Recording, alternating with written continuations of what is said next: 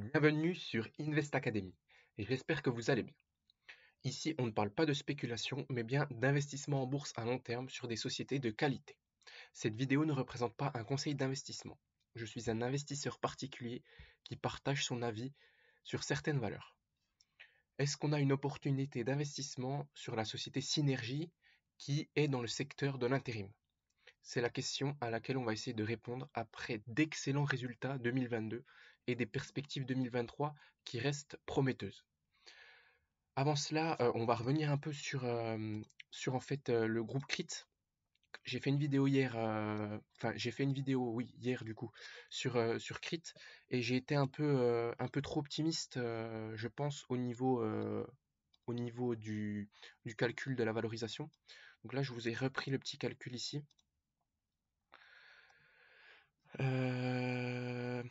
Donc voilà, ici, pour moi, la juste valeur, elle serait... attendez, on va décaler ça, voilà.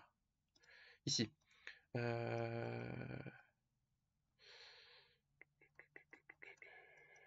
Voilà. Donc là, on va prendre une marge nette quand même de 2. Là, je vous ai repris une marge nette un peu plus faible, avec 2,5 milliards de revenus pour 2023 sur CRIT. 2,5% de marge nette. Je vous ai pris un PER de 12. Et pour être bien conservateur, j'ai baissé les marges et baissé le PER. Et ensuite, j'ai pris seulement 250 millions de cash pour vraiment être conservateur ici. Et donc, on tombe à 90 € l'action, sachant qu'on upside, je vais mettre upside sur crit, sachant qu'on cote à 72, 90 divisé par 72 ici, ça divisé par 72 qui est le cours actuel, on a un upside de égal 25% d'upside. Je pense que c'est très et c'est conservateur encore. Donc là, on a vraiment une opportunité d'investissement sur le titre qui est le groupe CRIT. Voilà tout. Maintenant, on va passer tout de suite à Synergie. Donc Synergie, voilà. On a une performance historique des résultats de l'activité en 2022 avec un chiffre d'affaires en augmentation de 8,1% et un résultat net de 88,2 millions d'euros. Je voulais revenir un petit coup sur une conférence de William Higgins que j'aime bien. Il est passé sur une conférence sur l'émission C'est votre argent de BFM Business et William Higgins était passé le 10 février. Entreprise William Higgins, est-ce que vous avez l'impression? Voilà, donc là je vous mets un peu la vidéo la période ici. du nouvel an lunaire, donc il y a beaucoup de... Pour avoir un peu plus d'informations sur l'environnement actuel. J'aime bien William Higgins, c'est un de mes géants préférés français. Et donc voilà, 10 février, je vous mets une mobilité, on ne sait pas bien mesurer à cette période, mais explosif que ça. Par le biais de ce que vous voyez dans les entreprises, William Higgins, est-ce que vous avez l'impression que finalement on a échappé à la récession et que ça va bien? Ça va bien. On va d'abord échapper à la récession. C'est-à-dire que globalement, tout le monde était très inquiet l'année dernière. Les gens surestimaient l'impact de la hausse des taux. Pour moi, c'était clair. Que globalement, on a commencé l'année avec des agents économiques qui avaient du cash. Par rapport à tout ce qu'on avait connu avant, on est dans une période où les agents ont du cash. Donc, l'impact d'une hausse des taux est beaucoup plus faible qu'elle aurait pu l'être. Ce que vous dites, c'est que les entreprises sont moins endettées qu'elles l'ont été dans d'autres crises où on a eu ces remontées de taux d'intérêt qui les ont touchées de plein fouet. C'est ça? Oui, c'est ça. Bien sûr, quand on parle d'autres crises, on parle de 2008. Toutes les sociétés de la consommation discrétionnaire, véhicules récréatifs type Katana, Beneteau, Fountaine Pajot, Trigano, ils ont été vachement touchés en 2008. Et ainsi que toutes les autres sociétés, bien sûr, qui étaient bien plus endettées qu'actuellement. Là, toutes les sociétés que je viens de vous citer, elles ont du gros cash, elles sont cash positives. Du coup, la hausse des taux, ça les impacte pas plus que ça actuellement. C'est ce qu'on dit ici. Non, mais on n'a jamais, pour moi, j'ai jamais vu ça. C'est-à-dire, on a sur longue période, c'est-à-dire sur les 10 dernières années, les sociétés, au moins les sociétés que nous regardons, ont amélioré leur position de façon ahurissante. C'est-à-dire que, en 90, les sociétés avaient autant de dettes que de fonds propres. 1990, pas 1890. 1990. J'aime pas, il le prend un peu pour un dinosaure, William Higgins, alors que c'est quand même le meilleur gérant français. J'aime pas trop ce genre de critique. Là, elles ont plus de cash, elles sont en cash positif à hauteur de 70% du portefeuille. Donc l'impression que vous avez, les remontées que vous avez... Les remontées, c'est globalement le dernier trimestre n'est pas si mauvais que ça. Donc qu'est-ce qu'il nous dit William Higgins? Il nous dit que dans son portefeuille Indépendance AM France, on a 70% des sociétés qui ont du cash plutôt que de la dette, qui ont plus de cash que de dette, et donc elles sont cash positives, et ce qui est assez énorme, je trouve, et positif pour des sociétés de qualité. Et le début d'année est pas si mauvais que ça, parce qu'il se trouve qu'on a des sociétés de travail temporaire dans le portefeuille. Tout le monde s'attendait à l'effondrement de l'économie en 2023, et que globalement, ils nous disent que ça se passe assez bien. Alain Pitou, vous avez le même son de cloche. Voilà, parfait. Donc nous, on parle des sociétés de travail temporaire, tout à fait ici, donc Crit et Synergie, et ça se porte plutôt très bien actuellement, comme on nous dit depuis le 10 février. On a des bonnes perspectives, et c'est ce que je voulais vous montrer. Donc ici, on va revenir, nous gardons une attitude offensive. Donc Raphaël Giraud, il fait des très bons articles sur les small et mid françaises, donc sur Zone Bourse. Il fait vraiment des très très bons articles, et donc on va vous lire un peu celui de Synergie. Donc nous avons rencontré une direction qui a évolué, puisque c'est un des fils du premier actionnaire du groupe, Victorien Vanet, qui a pris les rênes du groupe en juin 2021. Impliqué de longue date dans la gouvernance de Synergie, cet amateur de rugby passé par HEC s'appuie sur une solide expérience à l'international, de quoi accélérer sur un des axes prioritaires du groupe. Rencontre avec Yvon Drouet, en charge des finances du groupe depuis 2000. Donc le mec, ça fait quand même... donc Yvon Drouet, ça fait quand même 23 ans qu'il est en charge des finances, qu'il est au niveau du groupe. Donc Yvon Drouet Synergie a nommé Victorien Vanet en tant que PDG il y a près d'un an. Quelles orientations a-t-il prises? Donc ici on est quand même en octobre 2022, donc c'était il n'y a pas si longtemps, mais c'était quand même il y a 6 mois, donc c'est à voir si c'est toujours d'actualité. Dans la continuité de la stratégie mise en œuvre dans le groupe avec Daniel Augereau, notre nouveau PDG a opéré une accélération de la croissance à l'international aussi bien organique que par acquisition. Grâce à notre progression rapide ces dernières années en Italie, le groupe devrait réaliser près de 60% de son chiffre d'affaires à l'international en 2022. Donc là, on a quand même une mid-cap. On est comme en dessous du milliard de capi et on a 60% du chiffre à l'international. C'est ce qui est très positif comme diversification au niveau d'un portefeuille. Un pourcentage qui devrait continuer de croître si nous parvenons à devenir des acteurs nationaux. Réalisons au moins 150 millions de chiffre d'affaires dans 3 grands pays de l'intérim où nous sommes déjà présents, Pays-Bas, Grande-Bretagne, Allemagne. Ensuite, nous pourrons envisager de nous implanter aux États-Unis via une acquisition de taille significative. Par ailleurs, le groupe a renforcé son intégration. Les différentes entités et pays basculent en douceur avec la marque Synergie. Nous accélérons sur le marketing group, la structuration des achats, la transformation digitale. Nous venons également de regrouper nos entités parisiennes au nouveau siège social de Synergie à Boulogne-Billancourt, dont le groupe est propriétaire. Donc on a du foncier en propre, un petit foncier à Boulogne-Billancourt. Que pouvez-vous dire de votre acquisition en Pologne?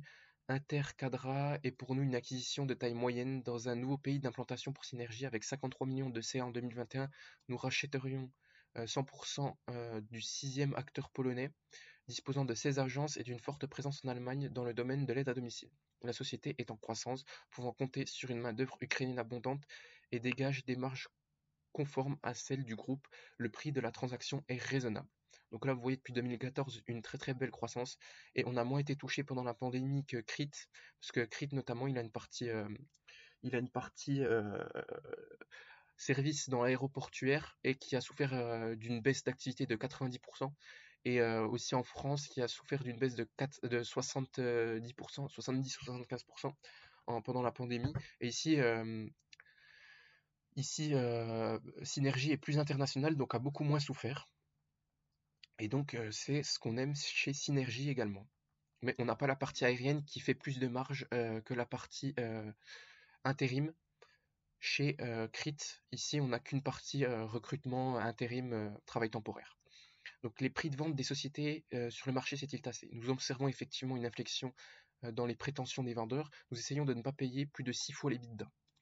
Donc ce qui est raisonnable quand même si chaque cas est particulier et que nous prenons en compte la complémentarité avec nos implantations, la qualité du management, des synergies potentielles, 3 petits points. Industrie, donc un mix client favorable à la réactivité de synergie, on a 49% dans l'industrie, 29% dans le tertiaire et divers, 8% dans le BTP, 14% en transport et logistique, 45% de grands comptes, 55% de PME, PMI, donc petites et moyennes sociétés. Synergie a revu de 3 milliards à 2,9 milliards son objectif de CA 2022. Faut-il y voir un signe de retournement du marché? Est-ce qu'on a eu ça du coup à ce niveau-là? 2,900. Donc là, ils ont baissé un peu leur prévision de 3 milliards, mais ils sont toujours ils sont au-dessus de 2,9 milliards, donc ils ont très, très bien respecté cela. Donc retournement de marché, c'est ce qui nous intéresse également. Après un retour au niveau de 2019 plus rapide que prévu, nous restons en croissance et travaillons actuellement sur un budget 2023 en croissance dans un contexte de besoin accru en flexibilité de la part de nos clients. Pourquoi on serait sur un marché en croissance au niveau de l'intérim? C'est que les entreprises, elles ne veulent pas employer des gens en CDI et ensuite avoir une charge salariale. Elles veulent avoir de la flexibilité, moduler en fonction, comment on appelle ça, moduler les collaborateurs, les employés en fonction du niveau d'activité, et c'est ce que permet l'intérim. Et donc c'est intéressant au niveau des grands industriels en France et du reste des secteurs. Les ralentissements que nous connaissons en cette fin 2022 sont dus à nos difficultés à recruter et à certains industriels contraints dans leur production par les difficultés d'approvisionnement ou le coût de l'énergie. Donc en 2023, les difficultés d'approvisionnement, elles diminuent un petit peu et le coût de l'énergie, il redescend quand même pas mal. Donc ici, c'est plutôt positif pour 2023. La croissance externe a pris également un peu plus de temps que nous l'espérions à se concrétiser. Voilà, donc un peu plus de temps ici, c'est pas très grave, mais globalement nos marchés sont très diversifiés, restent fermes. Le CDI intérimaire prend de l'importance en France et en Italie, et l'aéronautique offre des perspectives jusqu'en 2030. Voilà. Très intéressant ici. Cette relative sérénité ne nous empêche absolument pas de garder la maîtrise de nos coûts à l'abord d'une année 2023 incertaine. Donc ici, on a des sociétés quand même très bien gérées qui gèrent bien leurs coûts. Elles sont familiales, 70% du capital est géré par le fondateur. Donc tout va très bien. Comment gérez-vous la balance inflation-salaire-prix? Chaque pays connaît des dynamiques particulières. En France, notre croissance de 11% au premier semestre s'est accompagnée d'une hausse des salaires intérimaires, moyenne de plus de 4% répercutée à nos clients. Donc ici, on équilibre le prix, on n'est pas des price makers, on n'est pas des price takers, on est juste à l'équilibre, c'est excellent. Les marges brutes se tiennent, voire augmentent grâce à la diversification sectorielle sur l'ensemble des métiers, ressources humaines, ainsi qu'à notre pouvoir de négociation. Excellent également. En parallèle, nos coûts de structure ont progressé de plus de 5%, d'où notre travail sur ce poste afin d'améliorer les synergies du groupe. Donc ici, on a eu 5% d'augmentation des coûts de structure, mais qui sont en train d'être diminués. C'est intéressant. Souhaitez-vous ajouter quelque chose? Nous notons une moindre agressivité concurrentielle des plateformes purement digitales. Donc là, il faut savoir que les synergies, les crits, ils ont des agences qui ont pignon sur rue. Donc c'est des coûts de location, d'employés, etc., d'assurance. Et donc ils nous disent qu'on a une moindre agressivité concurrentielle des plateformes purement digitales. Ça veut dire que les concurrents qui sont juste en ligne, qui ont moins de coûts forcément, elles sont moins agressives.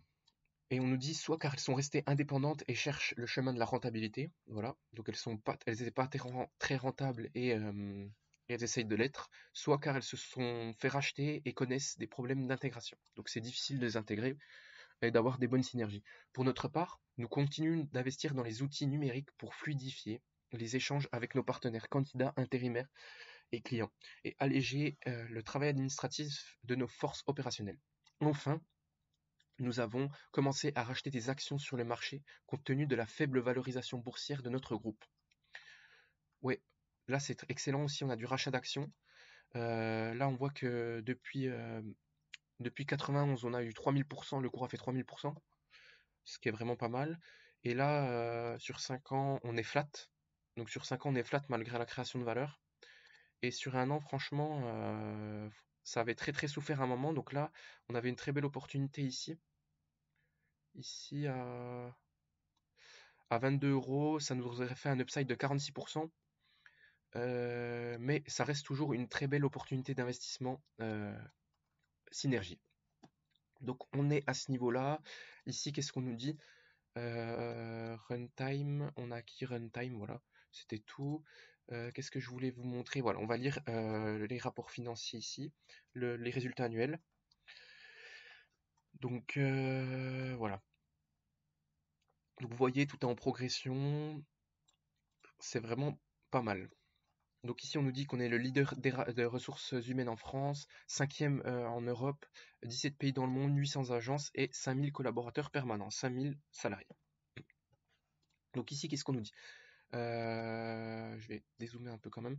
Chiffre d'affaires de 2 916 millions. L'activité consolidée établit un nouveau record à 2,9 milliards d'euros sur l'année, dépassant celui de 2021 avec une hausse de 8,1%, 7,7% à périmètre et devise constante. L'activité du 4e trimestre ayant également atteint ses plus hauts historiques. Donc on nous disait qu'on avait un petit ralentissement en fin d'année, mais c'est quand même sur des plus hauts historiques. Donc on prend ça comme une bonne nouvelle. Cette performance a été réalisée grâce à la contribution de l'ensemble des zones géographiques où le groupe opère, avec une bonne dynamique de la France, 43% de l'activité. Donc toutes les zones géographiques sont en croissance, également un bon point. En France, l'année a été marquée par un très fort développement, 11,6%, en se clôturant à un rythme très soutenu, plus 13,3% au 4e trimestre. Donc la France redevient dynamique, c'est intéressant. Et donc on a 1,2 milliard d'euros, 1 milliard 250 millions d'euros de chiffre d'affaires en France. La contribution à l'international se stabilise à 57% du chiffre d'affaires, le poids de l'Europe du Sud restant prépondérant avec un chiffre d'affaires de 982 millions d'euros, dont 736 pour l'Italie, 25% de l'activité du groupe. Donc ici, on a une très forte présence en Italie. Les solides positions acquises dans les autres zones ont été préservées avec un chiffre d'affaires de 607 millions d'euros pour l'Europe du Nord et de l'Est, dont le Benelux 329 millions et 76 millions d'euros hors Europe. Donc ici, on est quand même bien diversifié en Europe et c'est positif, on ne compte pas que sur un seul pays. EBITDA et résultats opérationnels courants, cette croissance conjuguée à une maîtrise des coûts renforcée a permis d'obtenir un EBITDA élevé, 162,3 millions d'euros, soit 5,6% du chiffre d'affaires. Donc ici, on peut tout de suite se placer ici et on est à 5,6% du chiffre d'affaires. Donc on est vraiment sur des marges qui sont quand même convenables hein, pour ce genre d'activité, surperformant les années précédentes. Il en est de même pour le résultat opérationnel courant qui atteint 138,1 millions d'euros, dont 73 millions d'euros en France et 64,9 millions à l'international, confortant le groupe dans la pertinence de ses choix et de ses investissements entrepris dans la digitalisation, le recrutement de consultants experts et la formation de collaborateurs permanents et intérimaires.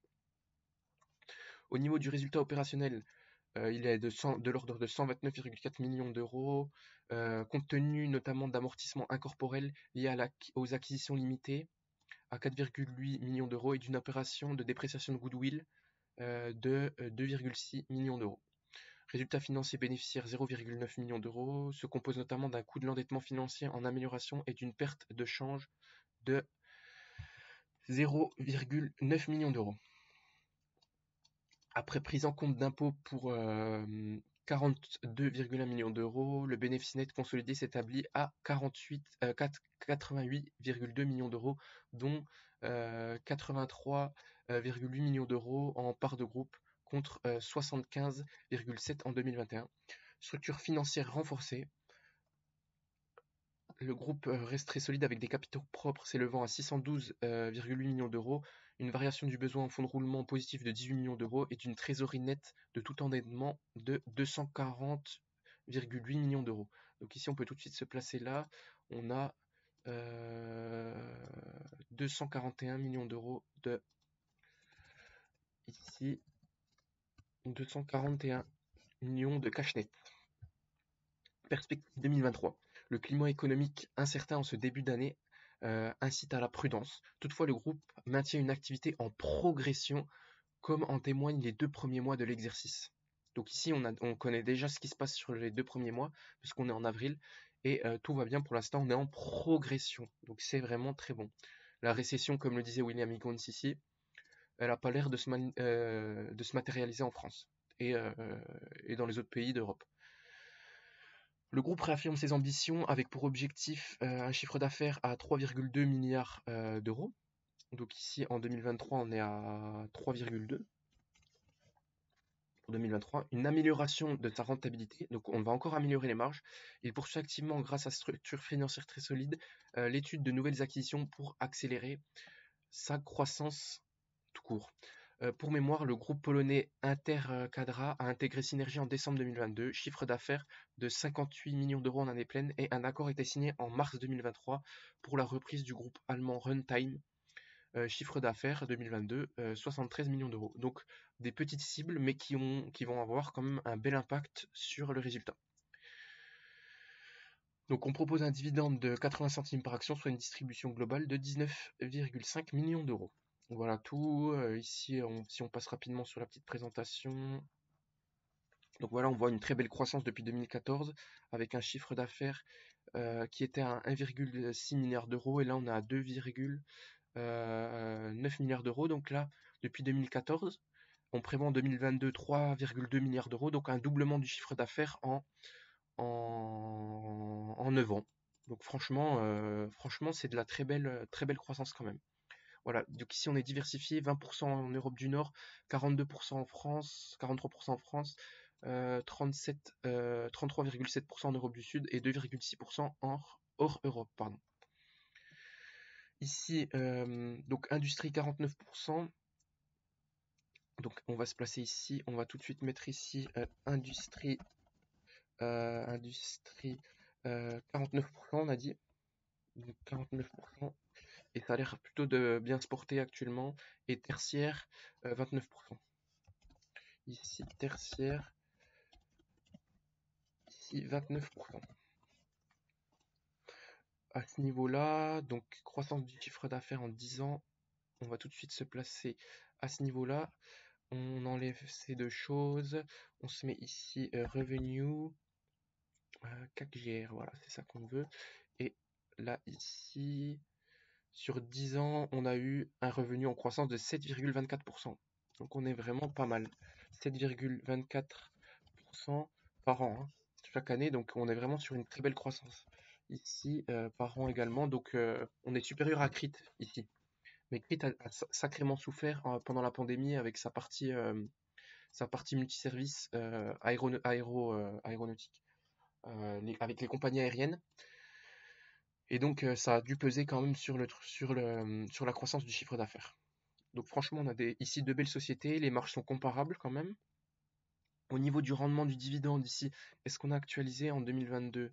Si je mets le revenu, total revenu, est-ce qu'ils ont actualisé ici en 2022? Ça a l'air d'être actualisé. Ici, c'est très très très beau, très intéressant. Vous voyez des sociétés de qualité, gérées familialement. 2009, ça a baissé. Ici, ça a un peu baissé, mais franchement, on est sur une magnifique croissance ici. Donc, on est sur une société de qualité. Donc ici, on a actualisé tout ça. Le dividende, il est 2,47% ici. Donc, rendement du dividende 2,47%. Donc, on distribue un peu moins que Crit. Au niveau de la marge nette, est-ce que les free cash flow vont dans le même sens que les net income? C'est la question qu'on va savoir. Donc, net income, ici, diluted net income. Et là, free cash flow, ici, on se place sur la même chose. Et là, on voit que les free cash flow vont globalement dans le même sens, notamment depuis le 2019, que les net income. Je vous parle souvent d'IFRS 16. Si on va voir ici, comprendre ses impacts sur l'analyse financière. Voilà, donc obligatoire depuis le 1er janvier 2019, la norme IFRS 16 bouleverse la lecture des documents financiers de nombreux groupes. Elle change aussi le calcul de différents agrégats comme l'endettement financier net et l'EBITDA. Ici, qu'est-ce qu'on nous dit? Les loyers des contrats de location simples étaient comptabilisés en charges opérationnelles. décaissables et les engagements n'étaient pas comptabilisés. Les locations étaient quant à elles considérées comme des investissements financés par de l'emprunt moyen long terme. Avec IFRS 16, tous les contrats de location sont immobilisés, donc on les place dans les immobilisations. Et au niveau de l'incidence au bilan des locations, IFRS 16 a pour effet d'augmenter le montant des immobilisations et de l'endettement. Voilà tout. Au compte de résultat, donc le droit d'usage est amorti sur la durée de location. L'amortissement se substitue à un loyer décaissé. Par conséquent, l'EBITDA augmente. C'est pour ça qu'on a des marges EBITDA plus élevées. Les paiements relatifs aux engagements, comme des remboursements d'emprunt, les engagements de loyer, et ce mode de comptabilisation dégrade légèrement le résultat au début de la location, car les amortissements sont généralement linéaires et la part d'intérêt dégressive avec la durée. Le flux de trésorerie, au niveau du flux de trésorerie, ça impacte positivement le flux de trésorerie d'activité, car l'amortissement du droit d'usage se substitue au loyer décaissé sur la période. En outre, les frais financiers sont parfois reclassés dans les flux de trésorerie du financement. Donc à l'inverse, les flux de trésorerie du financement se dégradent. Voilà tout. Donc ici, donc ça a un impact sur le résultat net, mais moins sur le free cash flow IFRS 16. Voilà, c'est ce qu'on voulait voir. Ici, où est-ce qu'on en était? On était sur notre petit fichier. Et donc marge nette, ici, on va se placer sur Coifin. Et donc, on voit qu'on a des très très bons niveaux de marge nette et de free cash flow. Et ici, si on se place sur les marges nettes, on est plutôt conservateur parce que les free cash flow sont plus élevés. Donc voilà, au niveau des marges nettes, sur 20 ans, on est à 2,15, sur 10 ans, 2,87, sur 5 ans, 2,63, sur 3 ans, 2,57. Donc je vais être plutôt conservateur, je vais prendre 2,5. Je ne sais pas si j'avais pris 2,5. Voilà, j'avais pris 2,5 aussi avec Crit. Parce qu'on a eu la pandémie un petit peu, on était descendu à 1,74. Mais on est quand même de retour à des niveaux normatifs, voire élevés. À 3% de marge nette, c'est quand même franchement bien. Donc ici, on a 3% quand même, je vais le mettre ici, mais pour le calcul, on prendra ici 3% et 2,5% pour le calcul. Donc ici, si on se remet au niveau des diluted net income, on est à 88,20, c'est ça? Si on se remet au niveau du résultat net, s'établit par deux groupes 83,8. Là, c'est un peu fail. 83,8 ici, diluted net income, si je mets en comme ça. Voilà, bon, on va se mettre à 83,8 pour net par deux groupes, c'est attribuable aux actionnaires. Donc ici, si je prends le price earning 7 du coup, divisé par 83,8, c'est ce qu'on avait dit juste présentement, 83,8, voilà. Ici 83,8 et ça nous donne un PER de 9,27. Donc franchement, c'est très très convenable à l'heure actuelle. Donc là, on se replace là, 9,27. Donc 9,3. Allez. Donc là, on est plus sous-évalué que Crit. Parce que je pense qu'on price le retour au niveau du trafic aérien et que ça marche plus le pôle aérien chez Crit. Donc détention du capital, je suis allé regarder dans les rapports financiers, on est à 69%, Crit 74%. Vous vous rendez compte que le flottant est seulement de 30%. Donc on a des alignements d'intérêts avec les actionnaires minoritaires tels que nous particuliers, et donc c'est vraiment très bon. À ce niveau-là, le ROCE, donc rentabilité marginale du capital, on n'a pas mis à jour ici sur Gros Focus, mais en 2021, on a eu une rentabilité du capital après l'exercice 2021 de 18%. Donc 18%, c'est beaucoup plus élevé que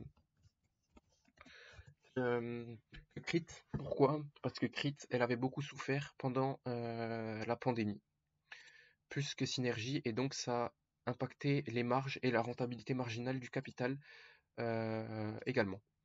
Donc ici, on se place sur l'EV sur EBIT. Donc EV sur EBIT ici. Je voulais juste, imaginez-vous, EV, donc on a dit qu'on tapait, quand je vous ai lu le document de Raphaël Giraud tout à l'heure, on tapait des cibles à moins de 6 fois l'EV sur EBIT. L'EBITDA, pardon. Donc ici, il ne veut pas s'afficher ou quoi? Affiche-toi, mon ami, voilà. Donc là, franchement, là, ils veulent pas des cibles à plus de 6 fois l'EV sur EBITDA, hein. Et donc là, on est à 3,2 de EV sur EBITDA quand même, hein. Enterprise value sur earn before interest, taxes, depreciation et amortissement. Donc là, franchement, on est on est à des niveaux très bas d'évaluation. Et donc les sociétés sont sous-évaluées, à mon avis. À mon humble avis, ça représente des belles opportunités d'investissement. Donc ici, on a 3,4 et sur 5 ans, 5,9. 3,4, 5,9, voilà. Donc ici, 3,4, 3,4. J'ai mis 2,4 bien sûr. Donc 3,4 et 5,9 sur 5 ans. C'est ce qu'on a vu là. Donc ici, on est vraiment globalement sous-évalué. On a une plus grosse opportunité d'investissement sur Synergie, à mon avis. Mais CRIT aussi, elle représente une belle opportunité d'investissement. Par rapport à la moyenne 5 ans, on est vraiment sous-évalué. Et si on se reprend sur plus longue période, sur 20 ans, on est à 7,2, donc on est vraiment très sous-évalué actuellement. Voilà, vous voyez, on est au niveau des points bas actuels, hein. Là, franchement, vous payez pas cher la société, hein. Donc 7,2, qu'est-ce que je voulais regarder également ici, à vous montrer. Je voulais vous faire vite fait les net income, donc 83. Donc on va inverser ça. 83,8 83,8 divisé par 777 et on a un rendement des free cash flow et des net income de 11% ici. Donc là on est encore plus sous-évalué que CRIT. Franchement, Synergie, très belle société, hein. Donc c'est tout ce qu'on avait à voir ici. Est-ce que je fais Adecco, c'est une société suisse? Est-ce que je fais les concurrents? Vous me direz en commentaire si vous les voulez. Moi je m'intéresse à des sociétés que je peux loger dans mon PEA. Et donc c'est de très belles sociétés. Et voilà, c'est tout ce que j'avais à dire ici. On va passer à l'évaluation. Ici, si je prends mon petit papier, on a les revenus, croissance des revenus, on l'avait mis ici, donc on est à 7,24 par an sur 10 ans. Pour 100 par an sur 10 ans, c'est énorme. Au niveau du price earning, donc du price earning, est-ce que la société s'échange cher ou pas? Je ne pense pas, mais c'est une excellente société quand même. Ici, voilà, on se place là. Ah, on est quand même à 13 fois les bénéfices. On est un peu plus élevé que CRIT présentement. Donc ici, sur 20 ans, on est à 13,3, sur 10 ans, 12, sur 5 ans, 11, sur 3 ans, 13. Donc ici, j'avais pris quoi pour CRIT? Je vais prendre 11 et 13 pour être conservateur. Donc si je prends ici 11 et 13, donc ici 11, 13, parce qu'on est quand même actuellement à, pour les attribuables, le résultat net attribuable aux shareholders par de groupe, on est quand même à un PER de 9,3. Donc on a une possibilité de revalorisation significative ici. Ici, voilà, donc nombre d'actions, on va regarder ça tout de suite. Donc ici, nombre d'actions qui est très stable dans le temps, voire en légère diminution ces dernières années. Si je prends sur 10 ans, voilà, c'est en légère diminution. C'est ce qu'on veut. Et on a dit que vu la valorisation, il prévoyait d'acheter. Et donc, je pense qu'on peut acheter à ce cours-là. C'est très valorisant. Donc 23,99. Ici, 23,99. Dette nette, donc 240 millions en cash. Ici, on va être conservateur, on va prendre 200 millions. 200 millions. Bon, allez, on va même prendre 170 pour être vraiment conservateur ici en cash. Et on va passer tout de suite à l'évaluation. Donc ici, si on se place là, 3,2 milliards de revenus, fois une marge nette qui est à 3% actuellement, mais que je mets à 2,5% pour être conservateur, fois 11 fois les bénéfices, plus 170 millions de cash, encore conservateur, hein, il y a 240 millions en cash, donc il y a 70 millions en plus. Donc là, je suis vraiment très conservateur. Et on divise tout ça par le nombre d'actions qui est de l'ordre de 23,99 millions d'actions. Ça nous fait un prix de l'action à 43,76 euros l'action. Donc il me semble que j'avais pris 11 fois les bénéfices. Donc 43,8 euros l'action. Allez, je vais mettre ça. Mais on était à combien? On était à 11 fois les bénéfices là? Ouais, là on était à 11 fois les bénéfices. Et donc, si on prend un PER de 13, on fait 3,2 milliards de revenus fois 0,25 qui est la marge nette conservatrice fois 13 fois les bénéfices. Ça nous fait ça. On rajoute 170 millions en cash. Ça nous donne ceci, 1,210 milliards d'euros. Et on divise tout ça par le nombre d'actions. 23,99 millions d'actions, ça nous donne 50,43 euros l'action. Donc si on est pessimiste, 50,4. Donc si on est pessimiste, on prend 11 fois les bénéfices, on tombe à 43 euros l'action. Si on est optimiste, on prend 13 fois les bénéfices, on tombe à 50 euros l'action. Et donc je vais faire le upside pour 11 fois les bénéfices, parce que moi je suis plutôt conservateur ici. Donc si on prend 43,8 divisé par 32,4, ça nous donne 35% de upside. Donc ici, ça nous donne un upside de 35%. Donc 35%, ça représente, selon moi, aujourd'hui une opportunité d'investissement sur la société Synergie. On a des facteurs de qualité, on est bien géré, on est familialement géré, on a du gros cash, on fait des acquisitions. Et au niveau du dividende, est-ce qu'il est safe du coup? Au niveau du dividende, est-ce qu'il est safe? Ici, on nous a dit qu'on allait distribuer combien de dividendes ici? Voilà, dividende. Donc dividende, on distribue ceci.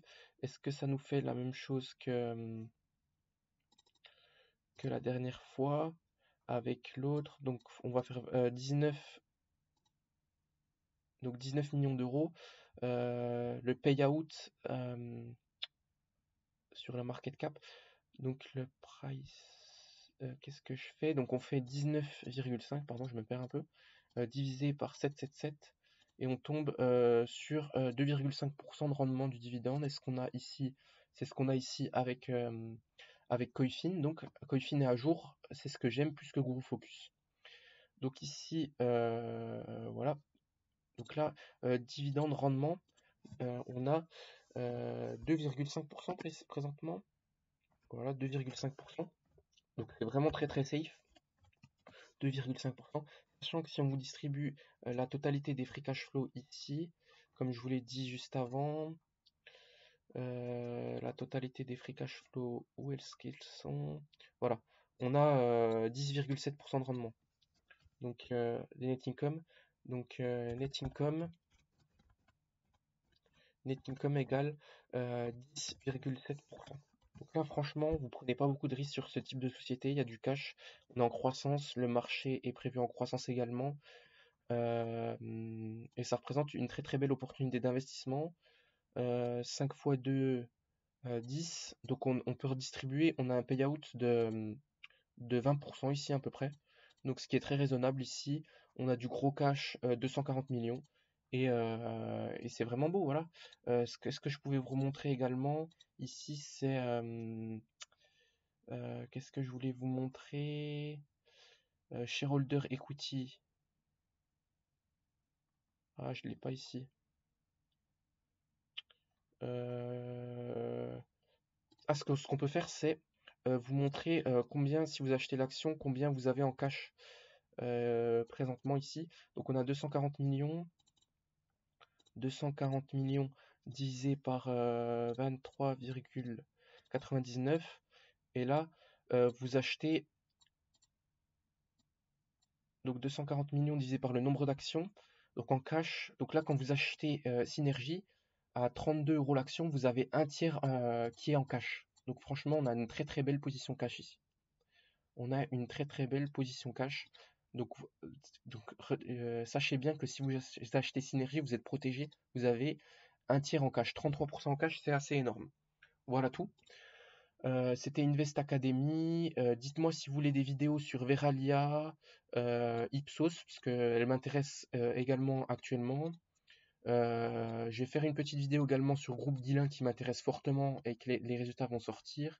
Là, ici, si vous regardez un peu les sociétés que je regarde.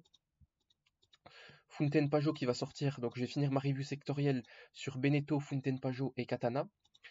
Guillain qui va sortir, Steph qui va sortir, Vidrala également, Amundi. Amundi c'est intéressant. Et voilà, ce sera à peu près tout pour aujourd'hui. Dites-moi si vous voulez que je fasse des vidéos sur des sociétés qui vous intéressent. C'était Invest Academy. On se dit à très vite.